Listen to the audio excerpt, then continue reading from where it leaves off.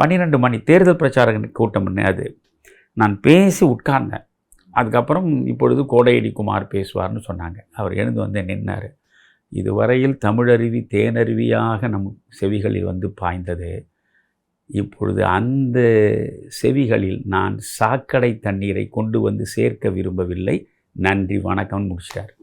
உங்களுடைய பேச்சு அந்த அளவுக்கு ஒரு 2 வரியில் முடிச்சிட்டார். முடிச்சுட்டு 2 நாள் ஆச்சு. அவர் என் வீட்டுக்கு வந்தார். நான் இப்போ ஜவஹரில் இருந்தேன், பெரம்பூர் ஜவஹர்நகரில். புரட்சித் தலைவர் உங்களை வர சொன்னார், நீங்கள் கையோடு வாங்கய்யா உங்களை கூட்டம் போடுறேன். எதுக்கு ஏன் இல்லை உங்கள் பேச்சை பதிவு பண்ணதை நாங்கள் போய் போட்டு காட்டினோம், இப்படி ஒரு பேச்சாக இருக்குங்க. உடனே அந்த மனுஷனை நீங்கள் தோட்டத்துக்கு அழைச்சின்னு வாங்கன்னு சொன்னார். நீங்கள் வாங்க. நான் காமராஜ் தொண்டையா, நான் வரமாட்டேன், தயவுசு நீ போயிட்டு வாங்க. நீங்கள் மிகப்பெரிய வாய்ப்பை இழக்கிறீங்க.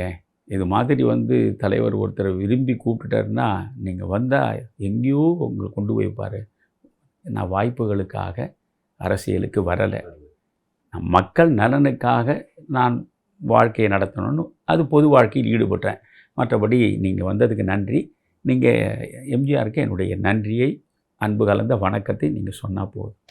இப்படி தான் நான் இருந்தேன்.